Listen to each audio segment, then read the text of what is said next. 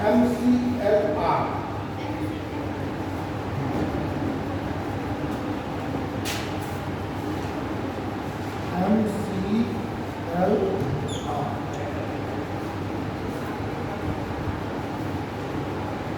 इसका फुल लीजिए, marginal cost of fund, cost of fund based lending rate,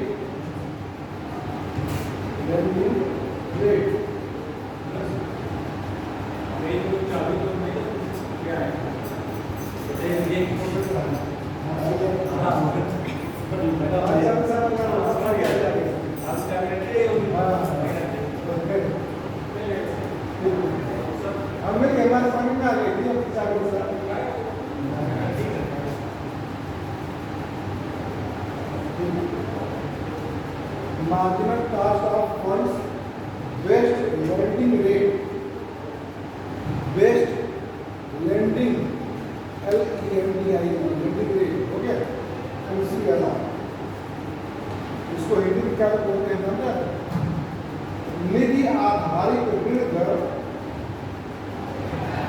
निधि आधारित ऋण दर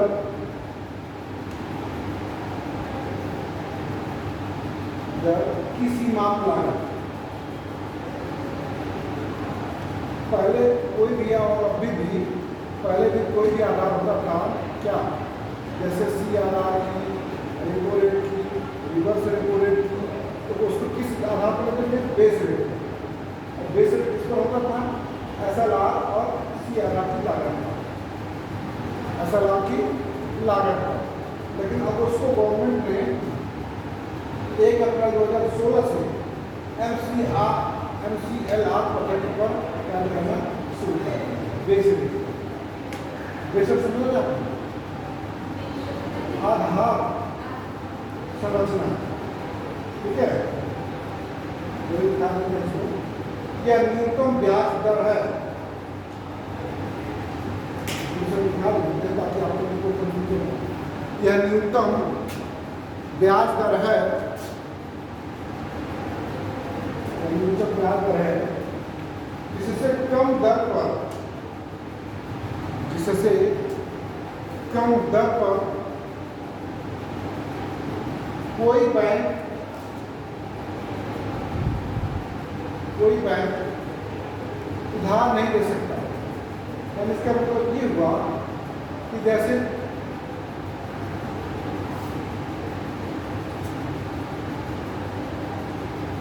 हो गया,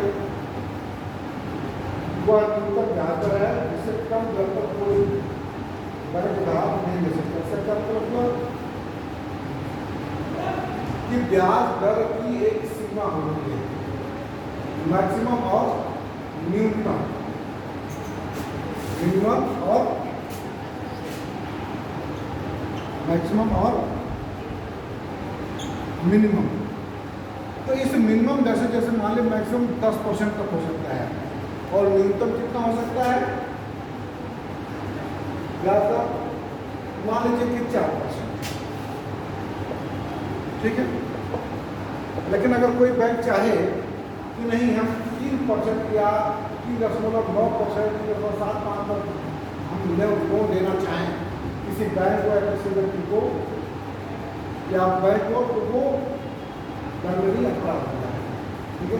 उसी को क्या कहा जाता है, MCLR, यानी जितनी लागत आती है उससे कम पर ब्याज दर नहीं रखा जा सकता, उसको क्या करते हैं, MCLR। RBI में ब्याज दर,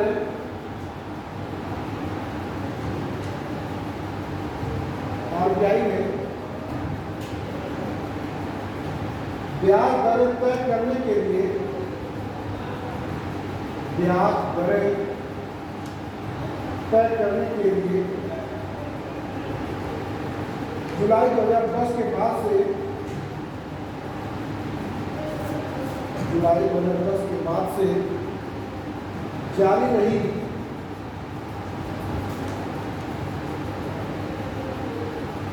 आधार दर संरचना, जिसको कहते हैं बेस रेट स्ट्रक्चर, आधार दर संरचना। आ रहा सही में? देख लो, आ रहा आपने बेस रेट स्ट्रक्चर को प्रतिस्थापित करके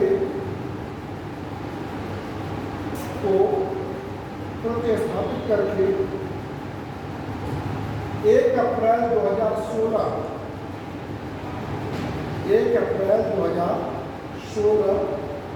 से MCLR पद्धति शुरू की। MCLR पद्धति शुरू की।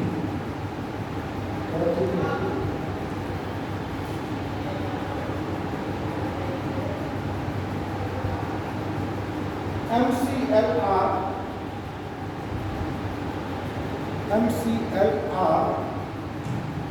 बैंकों को सीमांत लागत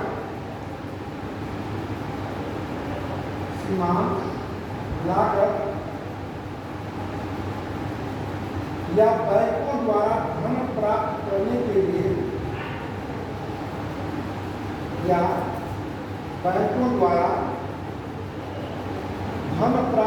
के लिए व्यय की गई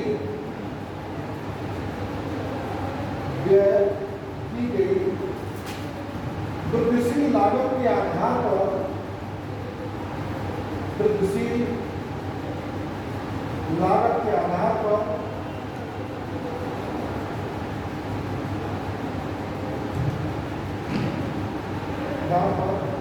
ब्याज दर प्रभावित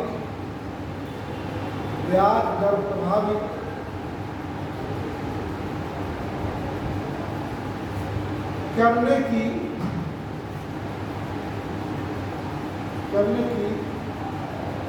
आवश्यकता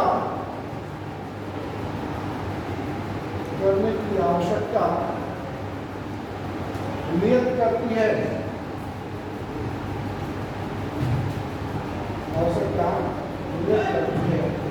जबकि आधार दर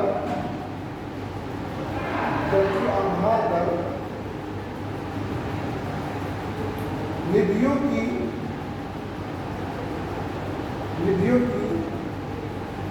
SLR लागत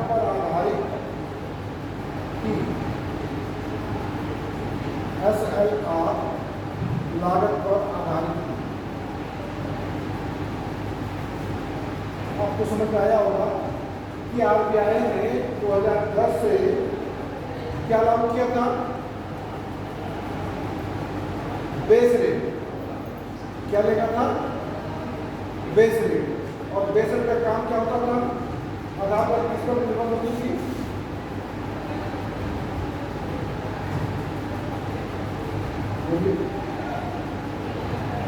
RBI को ब्याज दर तय करना होगा, ठीक है? तो वो क्या करती थी? Base rate. बेस रेट क्या होती है? जैसे 0.5, 0.10, 1, 2 यानी बेस, किस बेस पर करना है। और ये क्या? बैंक दर, ठीक है? यानी ब्याज दर जो है बैंक दर से किस दर पर उधार देगा, ठीक है ना, उसके आधार पर यह तय किया जाता है। क्या? मार्जिनल लागत किसकी? निधियों की। और इसमें तय कर दिया RBI ने कि इस ब्याज से कम पर आप कोई भी बैंक किसी को ऋण नहीं दे सकते, या वो ब्याज दर इससे कम नीचे नहीं कर सकता, ठीक है ना।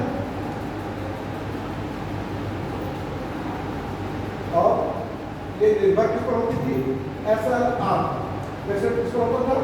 मैंने लिखा दिया है SLR पर। और MCLR किस पर आधारित है?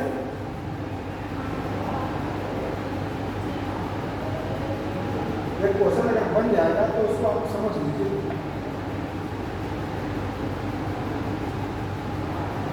किस पर आधारित है? सीमांत लागत किसके? उधार दर। बात समझने की बात है, ठीक है। सीमांत लागत और किसके? निधियों को उधार देने के, ठीक है ना, कितना निधि दी जाए, किस दर पर दी जाती है, उसके आधार पर तय की जाती है। ब्याज दर किस ब्याज दर पर कितना आपको करना है, उससे नीचे नहीं। अब जैसे ये उपाय हो गए,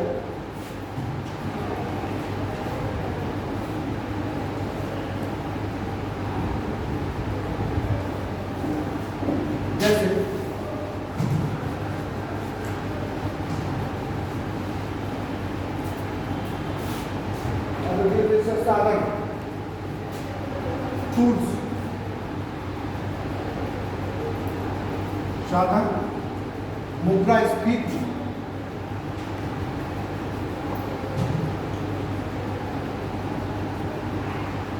कम और आर्थिक विकास।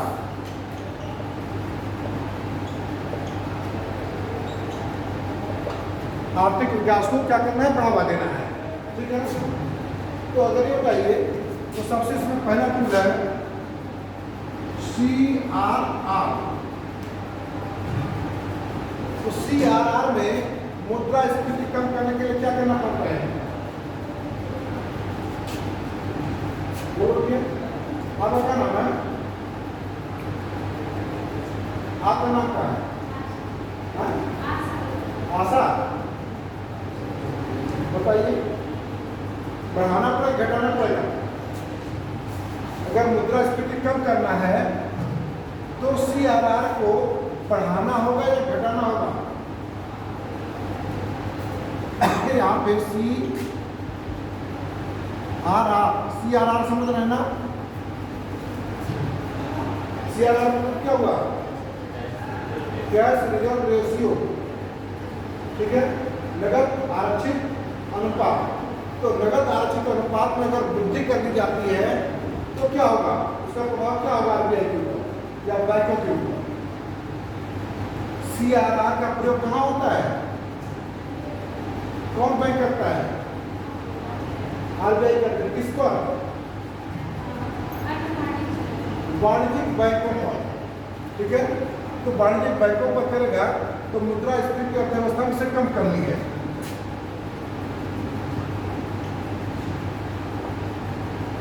अर्थव्यवस्था से मुद्रास्फीति कम करनी है तो CRR में वृद्धि होना चाहिए या कमी होना चाहिए?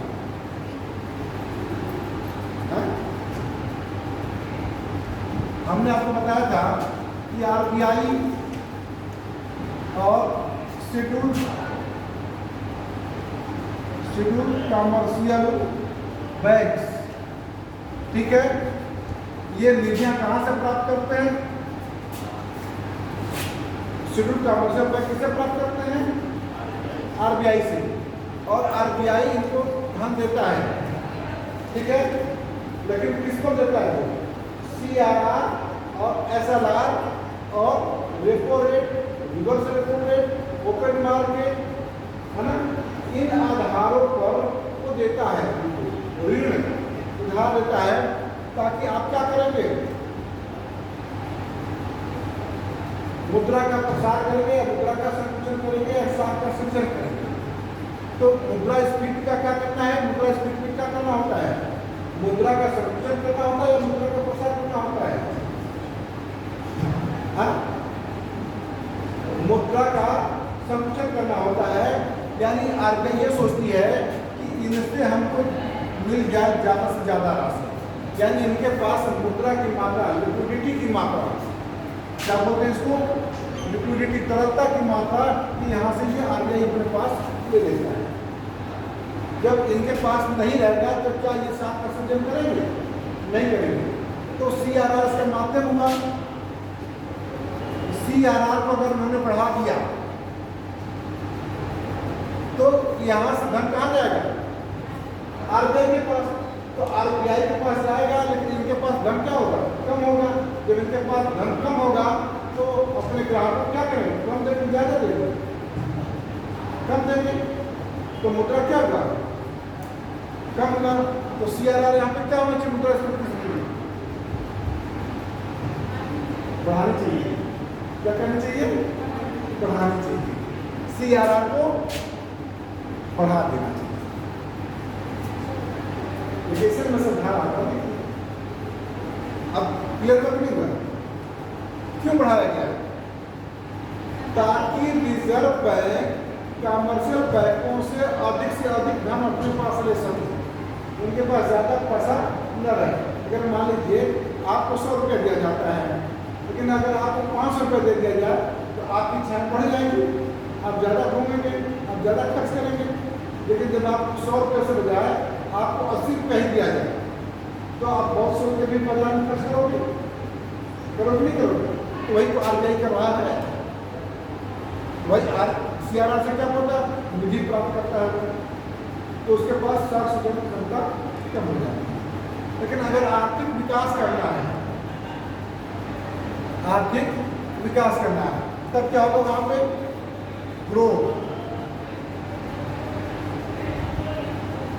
ग्रोथ में स्थिति में क्या करना होगा?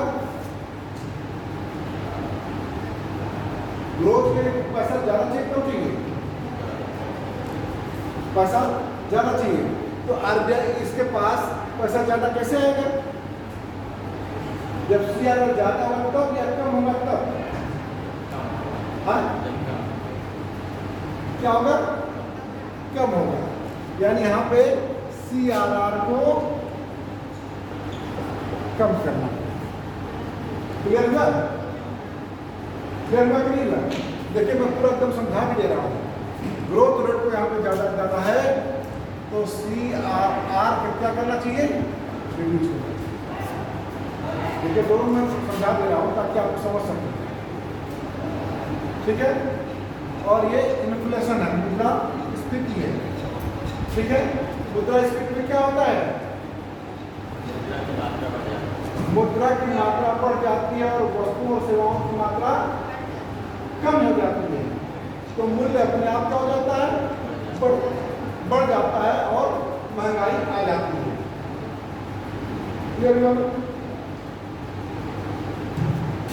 अब उसके बाद दूसरा उपाय का क्या है? SLR, statutory liquidity ratio. ठीक है? स्टैट्यूटरी लिक्विडिटी रेशियो, वैधानिक तरलता अनुपात। क्या बोलते हैं? वैधानिक तरलता अनुपात। यह 0 से 10% तक इसको रखा जा सकता है। CRR को कितना? 0 से 10% तक। इसकी रेंज क्या होती है? 0 से 10%। हम बता रहे हैं ना कि और SLR की सीमा मान कितनी होती है? 0 से 40%। अब क्लियर हुआ? सिंपल समझा। अब SLR मुद्रास्फीति की स्थिति में SLR को में क्या करना चाहिए? पढ़ाई करना चाहिए, कब करना चाहिए? बोलो आसान। SLR में कमी होगी, वृद्धि होगी। मुद्रास्फीति को कम करना है।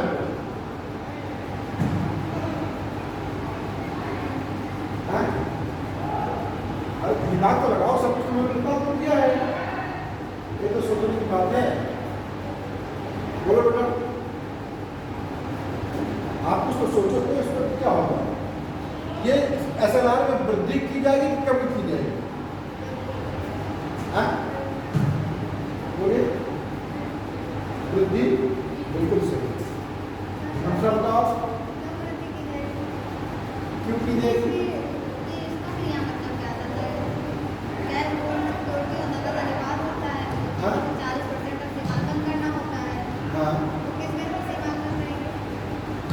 अब जैसे मुद्रास्फीति बढ़ गई है और मुद्रास्फीति कंट्रोल करना है, मुद्रा के प्रसार को खींचना है, यानी पब्लिक से, बैंकों का प्रभाव RBI की तरफ करना है। तो अब ये पहले कितना था? जैसे मान लीजिए कि 10% है,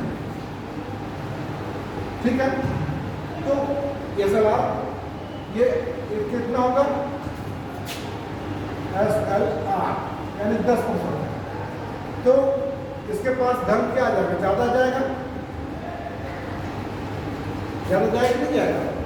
लेकिन अगर 10% से बढ़ा कर दीजिए सीधे 25% कर दीजिए, तब अब ये RBI फोर्स करेगा कि जो आप 10% रखते थे हमारे पास धन, अब वो 25% रखेंगे, यानी 100 रुपया था हमारे पास रखते थे।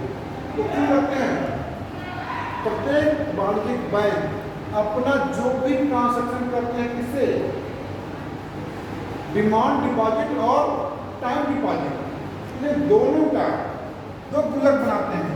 एक गुल्लक ये है और एक गुल्लक ये है, और ये गुल्लक कहाँ रखे जाते हैं, RBI के पास। इसमें कहता है कि 4% रखिए और इसमें कहता है कि 25% रखिए। तो 25 से कितना हो गया, 29। आपने ऐसे बैंक में जमा किया 100 रुपया, तो 100 रुपया का क्या हो गया, 29 रुपया सीधे कहाँ चला गया, ये RBI के पास। उसको बैंक छू नहीं सकता। क्लियर है। अगर 100 रुपया में से जैसे 25 रुपया है, अगर SLR को कम कर दिया जाए, इसको कर दिया जाए 15%, तब क्या होगा,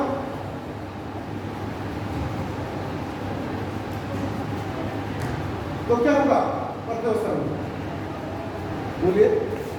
SLR को हमने 25 से 15% कर दिया, तो क्या हो गया अर्थव्यवस्था में, लिक्विडिटी ज़्यादा हो गया कम हो गया, यानी इसके पास क्या होगा, ज़्यादा और कम होगा।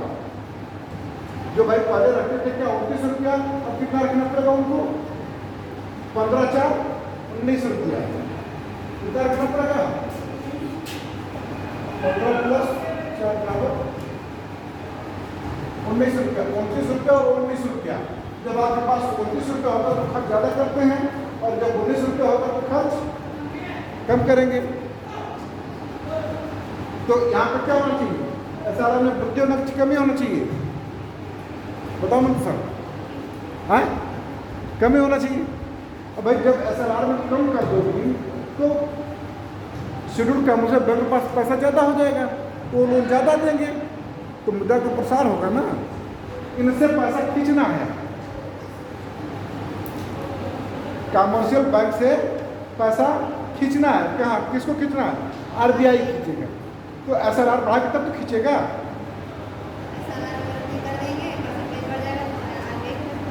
बढ़ जाएगा ऑटोमेटिक। बात समझ में आई। तो यहाँ पे SLR में क्या होगी, इसलिए मैं समझा रहा हूँ ताकि आप लोग को समझ में आ जाए। और फिर आर्थिक विकास अगर करना है तो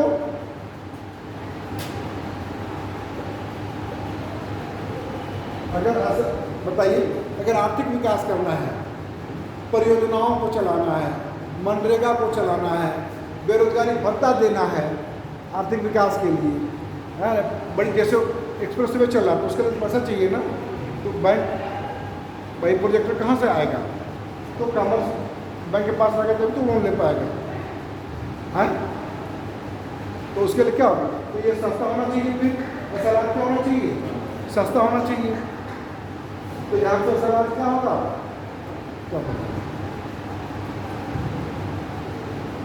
कम कमी होना चाहिए। क्लियर है, कोई दिक्कत। अब इसी तरह से हम रेपो रेट पर आते हैं। Repo rate, repo rate, repo rate क्या होता है जानती हो, वह दर है जिस पर RBI वाणिज्यिक बैंकों को अल्पकालीन ऋण देता, ठीक है, उसको क्या करते हैं, रेपो रेट। SLR और CRR को छोड़, ठीक है ना। तो कंट्रोल करना, जैसे मैंने ले लिया था इतना 29 रुपया 19 रुपया, अभी और भी उनके पास ज़्यादा पैसा है तो हम रेपो रेट का प्रयोग करते हैं, यानी RBI किसका प्रयोग करता है, रेपो रेट। तो रेपो रेट में यहाँ पे क्या होना चाहिए, मुद्रास्फीति की स्थिति में रेपो रेट में क्या होगा बताओ? वृद्धि होगी। मंदसार समझ में आया? वृद्धि की कमी होगी, वृद्धि होगी ना। और जब आर्थिक विकास करना है तो कमी होगी। ठीक है, इसीलिए आपको समझा देना। और इसी तरह से रिवर्स रेपो रेट है, reverse repo rate, repo rate और रिवर्स रेपो रेट दोनों एक दूसरे के विपरीत हैं। क्या है? एक दूसरे के अपोजिट है। तो इसमें क्या होना चाहिए? रेपो रेट में भी, रिवर्स रेपो रेट में वृद्धि होना चाहिए, कमी होना चाहिए? हाँ, तो बताओ क्या होगा? कमी होना चाहिए। रिवर्स रेपो रेट का मतलब समझिए पहले। रिवर्स रेपो का मतलब क्या हुआ? रीपर्चेसिंग ऑप्शन। रिवर्स रेपो का मतलब क्या हुआ कि आरबीआई वाणिज्यिक बैंकों से क्या लेता है? ऋण लेता है। कहता है जितना भी आपके पास एक्सेस मनी है वो सब हमको दे दो। भाई जब आरबीआई के पास ले लेगा तो जितना तुम्हारे पास अधिक पैसा है, जैसे आप कमा लिए 100 रुपया का, कितना कर लिया? 1000 या 800 रुपया कर लिया है। जबकि आपके पास कितनी है? 7 में 100 रुपये का 1000 में बताया था आपको, 100 रुपये का 1000 कैसे हो जाता है? तो क्या कि इतना कर लियो तो जितना एक्सेस मनी है अभी व्यवस्था में क्या मुद्रा स्थिति है, तो आपको जितना एक्सेस किया हो 500 रुपया, वो 500 रुपये और उस पर क्या करेगा? आरबीआई हम आपको ब्याज देंगे। रेपो रेट पर ब्याज देता है और रिवर्स रेपो रेट पर ब्याज देता है। लेकिन वो भी सोचता है कि इनके पास ज़्यादा पैसा है इसलिए इनके पैसा को लिया जाए। 100 रुपये का 1000 रुपये पड़ेगा, तो 500 रुपया पक्ष से दे दीजिए। अगर नहीं देंगे तो फिर आपको फिर आपको कोई सहयोग नहीं की जाएगी। ठीक है ना? तो यहाँ पर क्या हो जाना चाहिए? रिवर्स रेपो में वृद्धि। ठीक है, और यहाँ पर क्या हो जाएगा?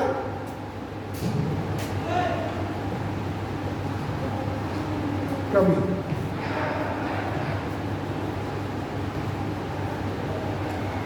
इसी प्रकार से है बैंक रेट।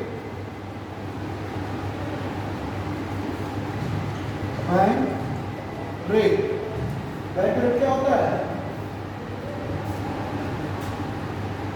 हमें बताओ, बैंक रेट क्या होता है?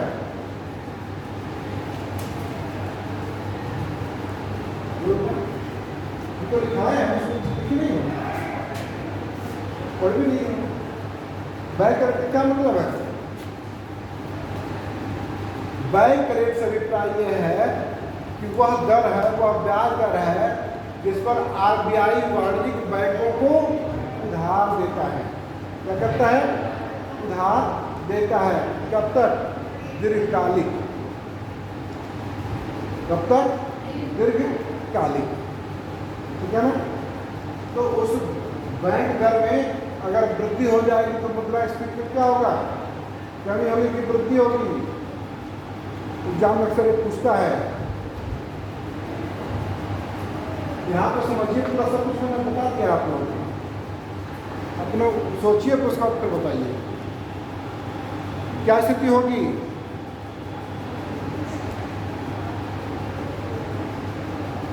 बैंक रेट में वृद्धि होगी क्या कमी होगी? आ सकता हूँ। बैंक रेट में वृद्धि होगी और यहाँ पे कमी। ठीक है, क्लियर? उसके बाद है open market operation. Open market operation, खुले बाजार की क्रिया। ठीक है, तो खुले बाजार की क्रिया में क्या होता है? आरबीआई क्या करता है? जैसे आप कोई सामान खरीदने जाते हैं तो ओपन मार्केट में जाते हैं, तो ऐसे आरबीआई क्या करता है, ओपन मार्केट कर देता है। तो उसमें क्या करता है, प्रतिभूतियों की खरीद बिक्री होती है। किस प्रतिभूतियों की? सरकारी प्रतिभूतियों की खरीद और बिक्री होती है। तो यहाँ पे ओपन मार्केट ऑपरेशन में गवर्नमेंट सिक्योरिटी की यानी प्रतिभूतियों की क्या होगी, प्रतिभूतियों की क्या होगी, खरीद होगी कि बिक्री होगी? होंगे। यहाँ पे गवर्नमेंट सेक्टर को बेचे कर देंगे यहाँ पे।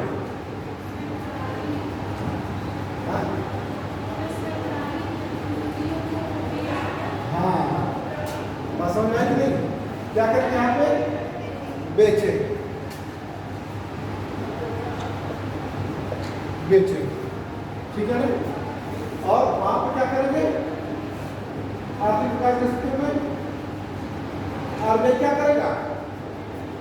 यहाँ पे आरबीआई क्या करता है? सरकारी प्रतिभूतियों को बेचता है, और जब बेचेगा तो आरबीआई के पास पैसा ज्यादा आएगा, और लोग शेड्यूल कमर्शियल बैंक को क्या होगा, उसके पास कम होगा। ठीक है ना भाई? जब आप अपने सामान को बेच देंगे तो फिर आपके पास पैसा बचेगा नहीं? बचेगा, ठीक है ना? और यहाँ पे क्या होगा, जब आर्थिक विकास करना है, मुद्रा को प्रसार करना है, तो यहाँ पे आप क्या करेंगे? तब आरबीआई क्या करता है? खरीदता है। क्या करेगा आरबीआई? खरीदेगा।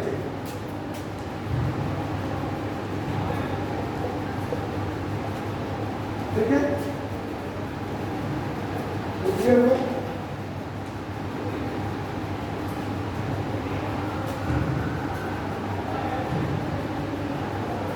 क्लियर हो रहा है?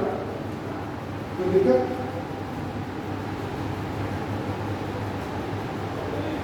अब ये आप लोगों ने जो भी पढ़ा वो साख नियंत्रण के या मात्रात्मक नियंत्रण में कौन सा उपाय पढ़ा? गुणात्मक, मात्रात्मक। क्या पढ़ा आपने? मात्रात्मक। मिटा दें?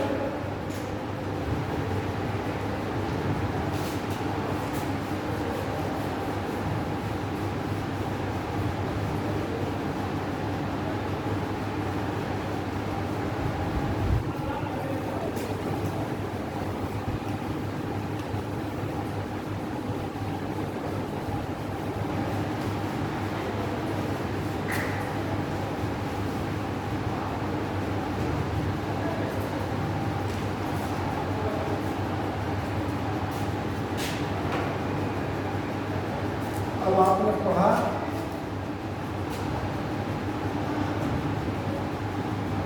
अब पढ़ेंगे गुणात्मक। पहला आपने मात्रात्मक बात है, मात्रात्मक उपाय। अब यहाँ पे गुणात्मक उपाय क्या? शाख नियंत्रण। ठीक है, शाख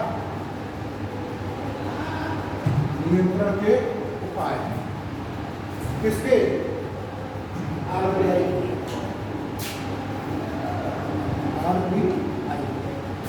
ठीक है, अब आपने मात्रात्मक शब्द कितनी चीज पढ़ा आपने? 6 चीजें पढ़ी। उसमें कोई डाउट? और मुद्रा स्थिति की स्थिति में सब कुछ क्लियर हो जाएगा। अब आपको गुणात्मक पॉइंट, पहला पॉइंट मार्जिन आवश्यकता।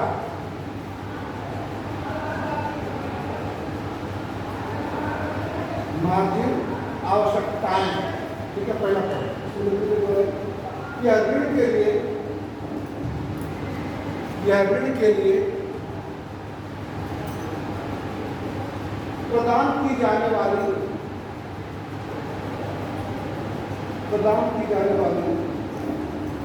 प्रतिभूतियों के मूल्य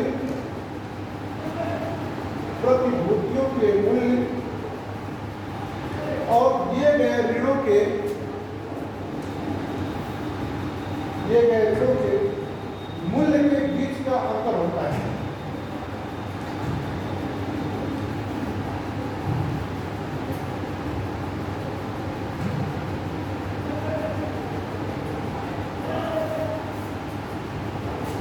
मतलब समझ में आया आपने? प्रतिभूतियों का मूल्य, प्रतिभूतियों का मूल्य और ऋण का मूल्य, इन दोनों का अंतर के आधार पर आरबीआई कहती है वाणिज्यिक बैंकों को कि आपको क्या करना है, कितना करना है, वो मार्जिन तय है। ठीक है। दूसरा ऋण नियतन,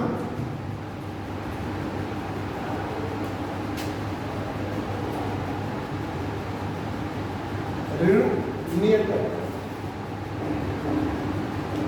जिसको बोलते हैं राशनिंग ऑफ क्रेडिट,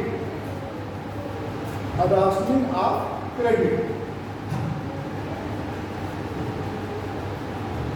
राशनिंग या नियतन का क्या अभिप्राय है? जैसे ये कह दिया जाए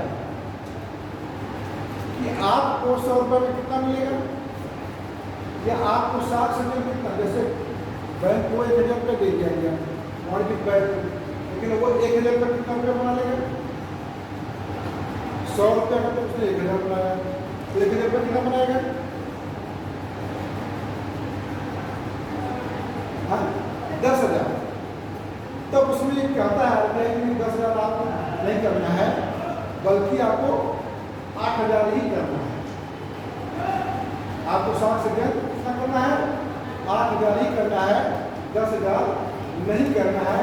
तब उस समय आप बैंक के पास जाते हैं क्या करने? लोन लेने। कि हमको लोन लेना है, क्या कार लोन, खेत लोन, मकान लोन, तो कहते हैं बैंक का कोई समय लोन नहीं ले पा रहे। क्यों? क्योंकि ऊपर से रिस्ट्रिक्शन है कि लोगों को सुविधा उपलब्ध नहीं है, कुछ समय बाद जब मांगे हैं। ठीक है ना? क्योंकि इतनी हमारी सीमा पूरी हो गई। जैसे एक क्लास में कितने बच्चे होते हैं? 50, और हमारी संख्या हो गई 7। ठीक है, तो क्या करना चाहिए? तो हमारी सीट पूरी हो गई है, अब हमारी रिस्ट्रिक्शन है, इससे ज़्यादा हम नहीं ले सकते, बल्कि 20 बच्चे और भी हैं लाइन पे लगे हुए कि हमको भी एडमिशन चाहिए, लेकिन हम एडमिशन नहीं देते, मतलब कि आप किसी और कॉलेज में चले जाओ। ठीक है। तो वैसे वाणिज्यिक बैंक में कहता है कि नहीं, मैं अब नहीं दे सकता हूँ लोग, हमारे पास रिस्ट्रिक्शन मेरे होगा, किसी और शाखा में चले गए, किसी और बैंक में चले गए, यहाँ पर पूरा पूरा होगा न होगा और नियंत्रण न हुआ हो तो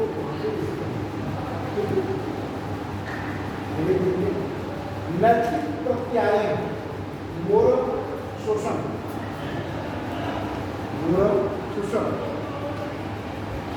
नैतिक प्रत्यायन, नैतिक प्रत्यायन, नैतिक यानी मूल रूप से कभी कभी होता है व्यवस्था में कि आरबीआई जब ये कहता है या मूल्यांकन करता है, रिव्यू करता है कि नहीं अर्थव्यवस्था में उसके बावजूद भी ज़्यादा मन है, इसको और निकालना चाहिए, तो क्या करता है? वो अन्य बैंकों पर नैतिक रूप से दबाव देता है। आपका नैतिक दायित्व होता है कि अर्थव्यवस्था में मुद्रास्फीति ज़्यादा न फैले, इसलिए आप 7 चीजें करना बंद कर दीजिए, जो प्रतिबंध लगाया जाता है नैतिक रूप से। ठीक है ना? उस स्थिति में भी 7 का सृजन वाणिज्यिक बैंक नहीं करेगा।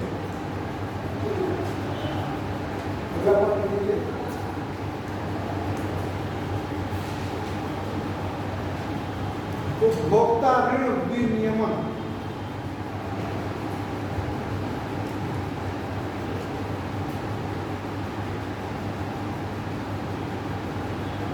ठीक है, उपभोक्ता ऋण विनियमन, इसका क्या अभिप्राय होगा? जैसे आपको छूट दी जाए कि आप लोन ले सकते हैं, कितना ले सकते हैं?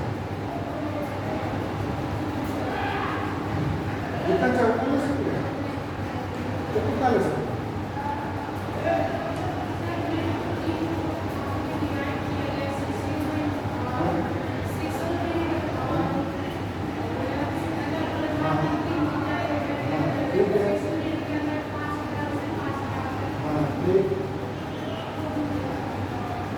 मतलब ये सीमा निर्धारित कर दी गई है उपभोक्ताओं को कि आपकी कैपेसिटी कितनी है।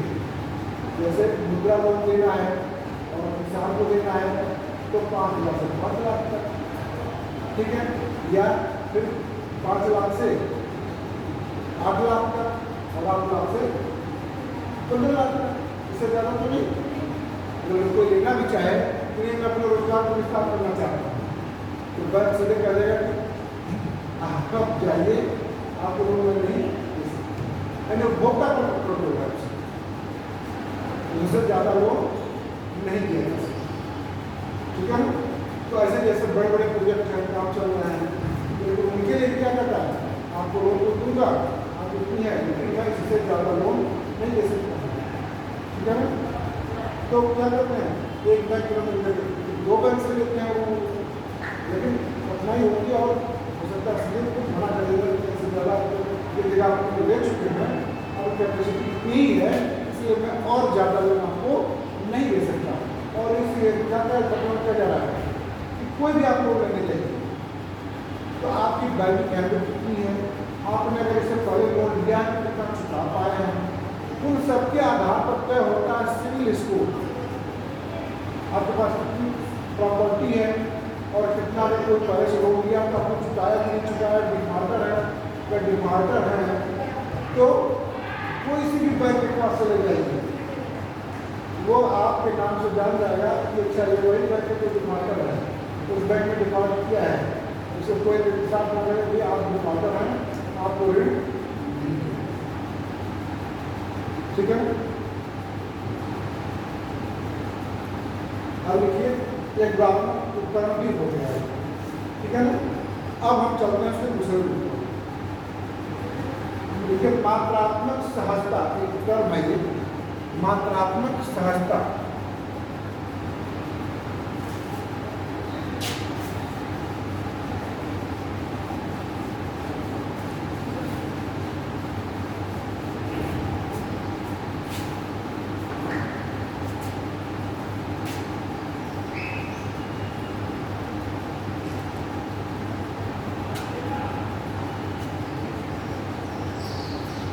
मात्रात्मक सहजता, ठीक है, जरूरी है। चलिए इसको लास्ट करेंगे, मात्रात्मक सहजता दो line. Quantitative easing, quantitative easing,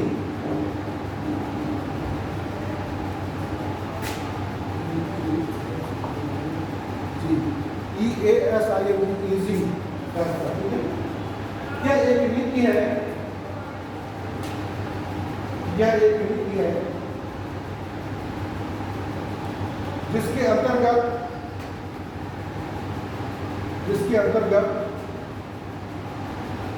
RBI खुले बाजार से, RBI खुले बाजार से लंबी अवधि की प्रतिभूतियों की, लंबी अवधि की प्रतिभूतियों की खरीद करता है, और अर्थव्यवस्था में मुद्रा डालता है।